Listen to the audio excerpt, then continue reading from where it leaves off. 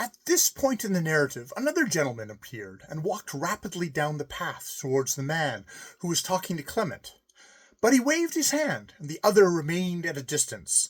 The dignified old gentleman still sat on the bench beside the fiddler. "Now, Clement, you must render me a service," he said. "I have no time to talk more with you, but I will send you a book about Stockholm, and you must read it from cover to cover. I have, so to speak, laid the foundations of Stockholm for you. Study the rest out for yourself, and learn how the city has thrived and changed. Read how the little, narrow, wall-enclosed city on the islands has spread into this great sea of houses below us. Read how, on the spot where the dark tower Carn once stood, the beautiful light castle below us was erected, and how the Grey Friars Church has been turned into the burial place of the Swedish kings. Read how islet after islet was built up with factories, how the ridge was lowered and the sound filled in, how the truck gardens at the south and north ends of the city have been converted into beautiful parks or built-up quarters, how the king's private deer park has become the people's favorite pleasure resort. You must make yourself at home here, Clement. This city does not belong exclusively to the Stockholmers. It belongs to you and to all Swedes.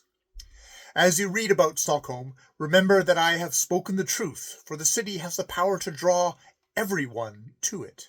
First the king moved here, then the nobles built their palaces here, and then one after another was attracted to the place, so that now, as you see it, Stockholm is not a city unto itself, or nearby districts. It has grown into a city for the whole kingdom. You know, Clement, that there are many judicial courts in every parish throughout the land, but in Stockholm they have jurisdiction for the whole nation.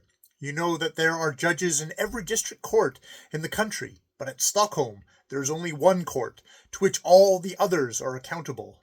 You know that there are barracks and troops in every part of the land, but those at Stockholm command the whole army. Everywhere in the country you will find railroads, but the whole great national system is controlled and managed at Stockholm. Here you will find the governing boards for the clergy, for teachers, for physicians, for bailiffs and jurors. This is the heart of your country, Clement. All the change that you have in your pocket is coined here, and the postage stamps you stick on your letters are made here. There is something here for every Swede. Here no one need feel homesick, for here all Swedes are at home. And when you read all that has been brought here to Stockholm, think too of the latest that the city has attracted to itself. These old-time peasant cottages here at Skansen, the old dances, the old costumes and house furnishings, the musicians and storytellers. Everything good of the old times Stockholm has tempted here to Skansen, to do it honor, that it may, in turn, stand before the people with renewed glory. But, first and last, remember as you read about Stockholm that you are to sit in this place. You must see how the waves sparkle in joyous play, and how the shores shimmer with beauty. You will come under the spell of their witchery, Clement. The handsome old gentleman had raised his voice so that it rang out strong and commanding, and his eyes shone. Then he rose, and with a wave of his hand to Clement, walked away. Clement understood that the one who had been talking to him was a great man, and he bowed to him as low as he could. The next day came a royal lackey with a big red book and a letter for Clement, and in the letter it said the book was from the king. After that, the little old man, Clement Larsson, was light-headed for several days, and it was impossible to get a sensible word out of him. When a week had gone by, he went to the superintendent and gave in his notice. He simply had to go home. "Why must you go home? Can't you learn to be content here?" asked the doctor. "Oh, I'm contented here," said Clement. "The matter troubles me no longer, but I must go home all the same." Clement was quite perturbed because the king had said that he should learn all about Stockholm and be happy there. But he could not rest until he had told everyone at home that the king had said those words to him. He could not renounce the idea of standing on the church knoll at home and telling high and low that the king had been so kind to him.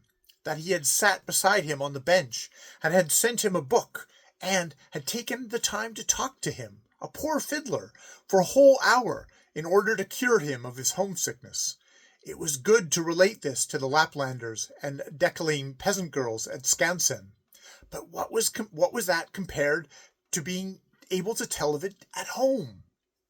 Even if Clement were to end in the poorhouse, it wouldn't be so hard after this. He was a totally different man from what he had been, and he would be respected and honored in a very different way. This yearning took possession of Clement. He simply had to go up to the doctor and say that he must go home.